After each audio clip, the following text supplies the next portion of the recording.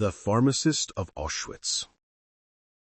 Location: Auschwitz Birkenau concentration camp, occupied Poland. Inside the most notorious death camp in human history, a Jewish pharmacist named Rosa Rabota smuggled gunpowder grain by grain, knowing that discovery meant torture and death.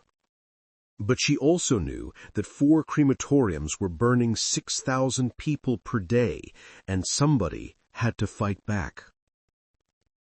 This is the story of the only armed uprising inside Auschwitz, led by people the Nazis had already condemned to die. The smell of burning flesh never left you. That's what the survivors said. It soaked into your clothes, your hair, your lungs.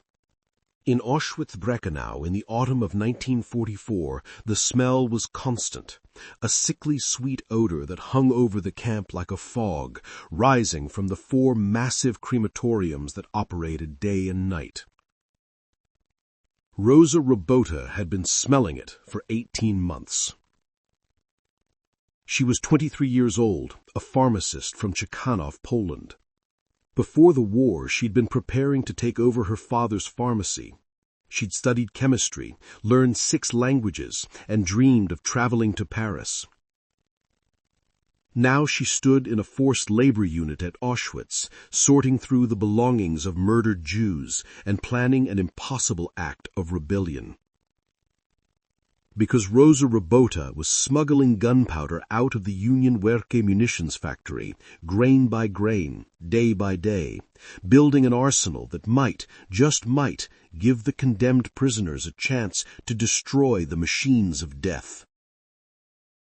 To understand what Rosa did, you must first understand where she was. Auschwitz Birkenau was not just a concentration camp. It was an industrial killing facility designed and engineered for one purpose: the systematic murder of European Jews. By October 1944, it had been operating at full capacity for over 2 years. The camp consisted of 3 main sections: Auschwitz I, the original camp; Auschwitz II Birkenau, the death camp with its 4 crematoriums; and Auschwitz III Monowitz, the slave labor camp for the IG Farben chemical plant. Connected to these were dozens of sub-camps, all feeding prisoners into the machinery of genocide. At the heart of Birkenau stood 4 massive crematorium complexes, designated Crematorium I, II, III, and IV. Each building contained gas chambers disguised as shower gooms and cremation ovens capable of burning hundreds of bodies at once. The process was horrifically efficient. Trains arrived at the platform. SS doctors performed selections, deciding with a gesture of the hand who would live as a slave laborer and who would die immediately.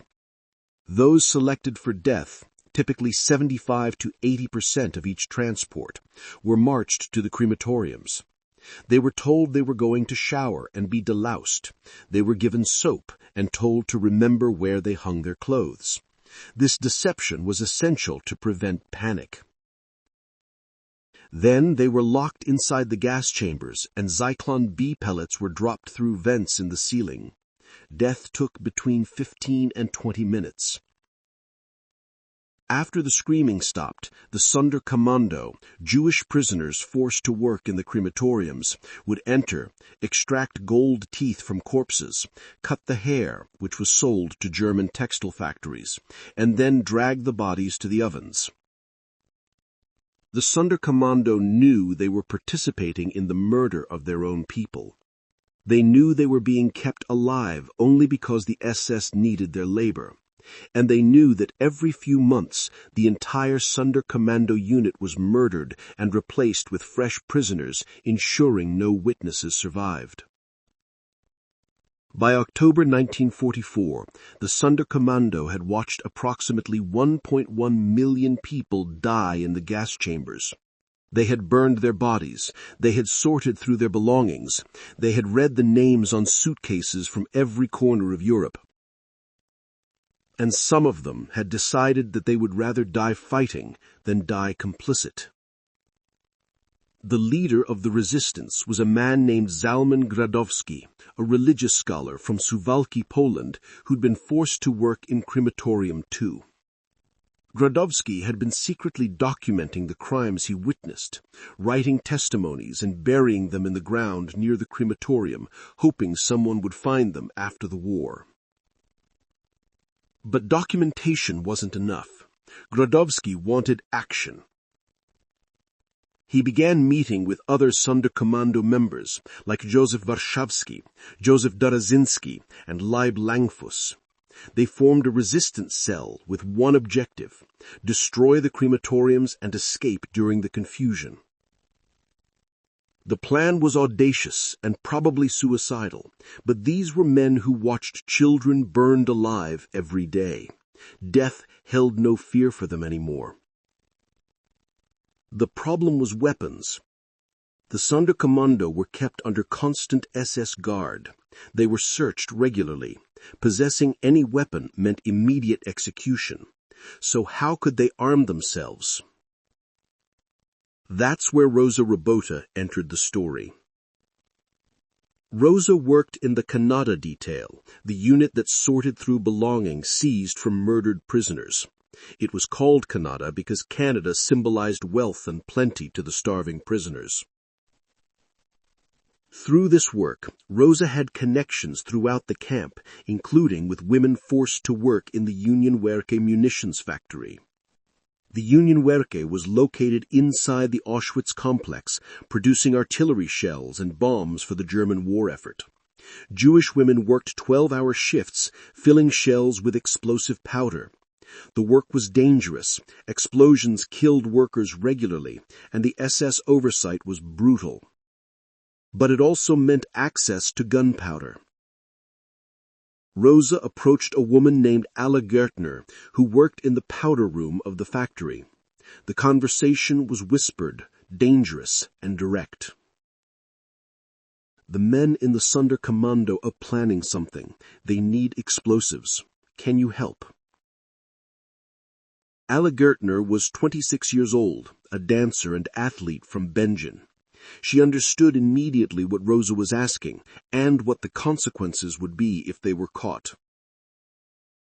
How much do they need? As much as you can get. Over the following weeks, Alla recruited 4 other women into the conspiracy: Regina Sofferstein, Estera Weitzblum, and Rosa Robota, no relation to Rosa Robota. These women worked in different sections of the munitions factory, giving them access to various materials. The smuggling operation was extraordinarily dangerous and required meticulous planning. The women would take tiny amounts of gunpowder, sometimes just a pinch, and hide it in the hems of their dresses, in their underwear, in false-bottomed food containers, even in their mouths. They did this while under constant SS supervision, knowing that random searches happened daily. If they were caught with even a speck of powder, they would be tortured to reveal their accomplices and then publicly hanged as a warning to others. The powder was passed through a chain of prisoners, from the factory women to Rosa Robota, from Rosa Robota to a prisoner named Vrobel, who worked as a locksmith and had access to different camp sections, from Vrobel to the Sonderkommando. In the Sonderkommando barracks, men worked to fashion the gunpowder into crude explosives and weapons. They stole pieces of metal pipe from construction sites to make primitive grenades. They sharpened tools into knives. They made axes from materials stolen from the crematoriums themselves. This went on for months, grain by grain, tool by tool, building an arsenal that might, just might, give the condemned prisoners a chance to destroy the machines of death. By early October 1944, the Sonderkommando had accumulated enough material to attempt their uprising, but time was running out. The Soviet army was advancing from the east. The Germans were beginning to evacuate Auschwitz and destroy the evidence of their crimes. This meant that the Sonderkommando would soon be murdered to eliminate witnesses. On October 7, 1944, the SS announced that 300 Sonderkommando from Crematorium 4 would be transferred the next day. Everyone knew what transferred meant. The men marked for death decided to move up the timeline for the revolt. At 1:25 p.m. on October 7, 1944, the uprising began. It started when SS Unterscharführer Rudolf Busch entered the Sonderkommando barracks to read the list of men being transferred. The Sonderkommando attacked him immediately. Busch was beaten with hammers and shovels, then thrown alive into a crematorium oven. The sound of his screams triggered the revolt across the entire Sonderkommando. At Crematorium 4, prisoners threw their homemade grenades at SS guards. One grenade struck SS Oberscharführer Rudolf Erler, seriously wounding him. The prisoners then attacked the crematorium building itself, using axes to smash machinery and setting fire to the structure with oil and straw. The crematorium exploded in flames. Black smoke poured into the sky, visible from the entire camp. At Crematorium 2, another Sonderkommando unit joined the revolt.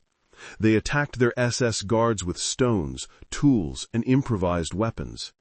3 SS men were killed in the initial assault. The uprising was spreading.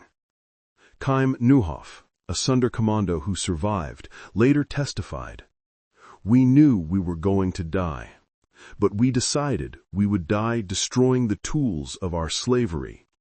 Even if we only damaged one crematorium, even if we only killed one SS man, it would be worth it."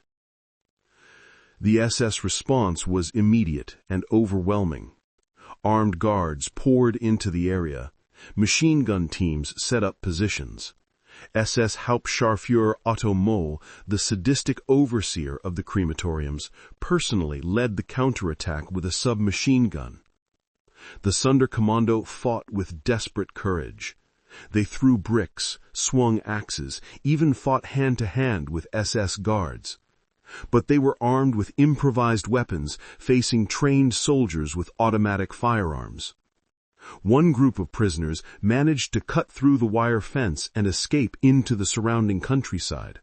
They ran through the fields, perhaps 250 men, heading toward the nearby town of Reiskow. For a brief moment, they were free. But the SS sent search teams with dogs. Most of the escapees were hunted down and shot in the fields. A few managed to hide in a barn, but it was set on fire with them inside. Only a handful survived to reach Soviet lines weeks later. Back in the camp, the SS systematically suppressed the uprising. By 3 p.m., it was effectively over. Crematorium 4 was destroyed, too damaged to ever operate again. Crematorium 2 had suffered significant damage.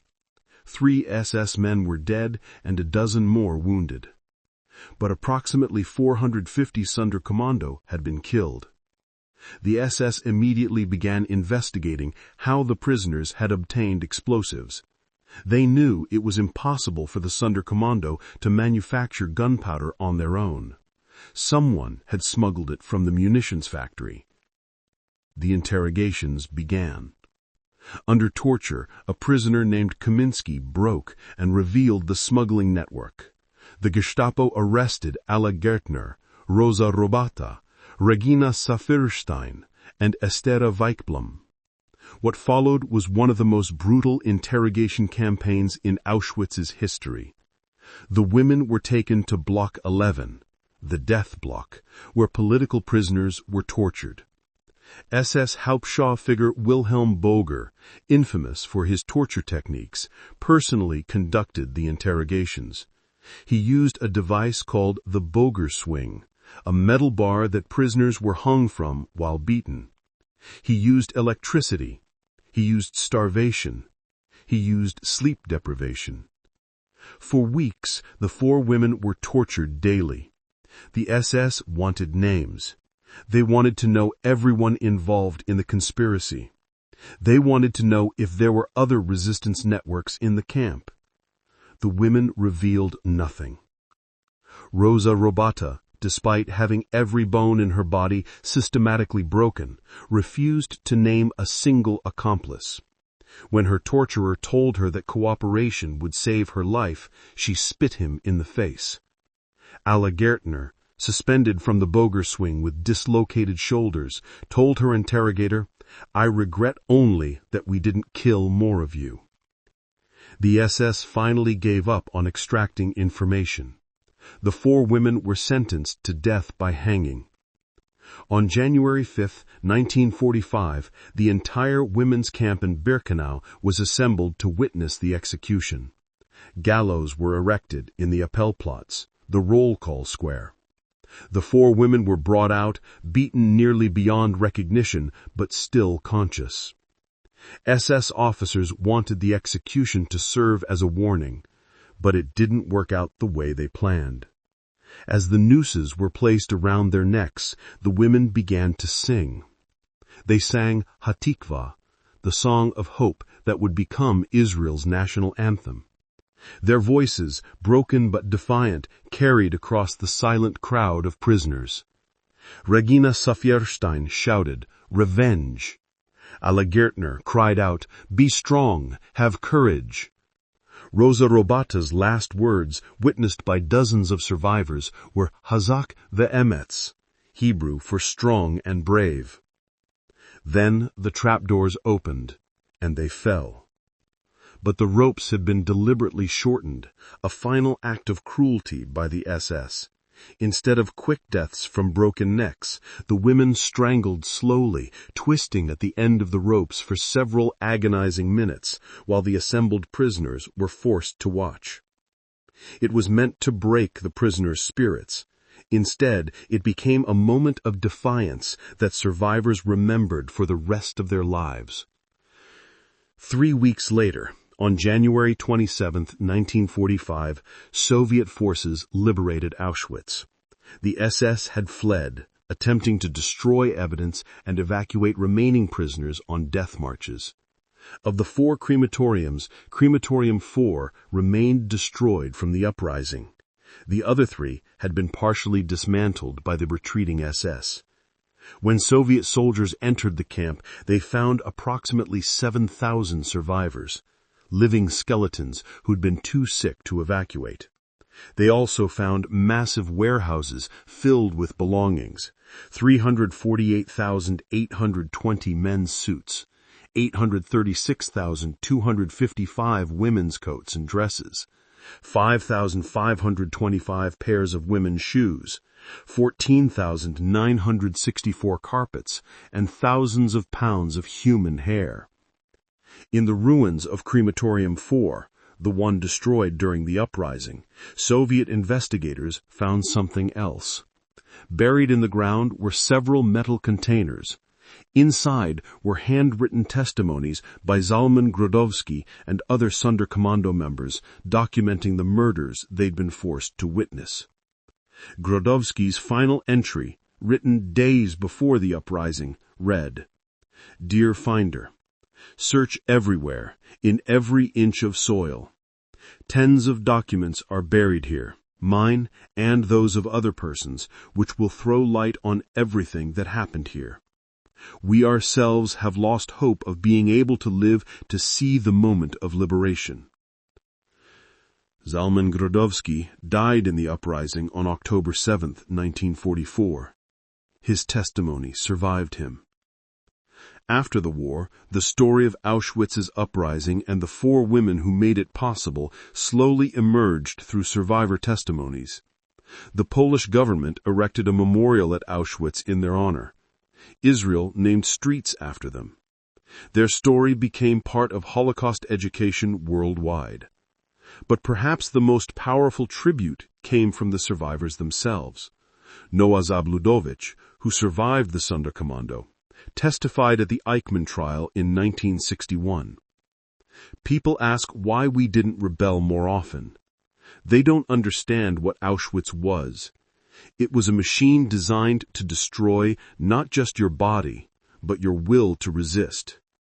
The fact that anyone fought back at all, that Rosa and Alla and Regina and Estera smuggled that powder grain by grain, knowing what would happen if they were caught, that is the real miracle. They chose to die as human beings rather than live as slaves. In the archives of Yad Vashem, Israel's Holocaust memorial, there's a photograph of Rosa Robata taken before the war. She's smiling, wearing a white blouse, her dark hair pulled back. She looks like any young woman with her whole life ahead of her. That photograph sits next to her testimony, typed on thin paper by a survivor who remembered her. Rosa never spoke about what she did. She never boasted. She just did what needed to be done day after day, grain by grain. And when they tortured her, she never gave up a single name. That's who Rosa was. That's who they all were. Heroes who never called themselves heroes. The four women, Rosa Robata, Alla Gertner, Regina Safierstein, and Estera Weichblum, are remembered as the righteous among the nations, honored by the state of Israel for their courage. But more than that, they're remembered by survivors as proof that even in Auschwitz,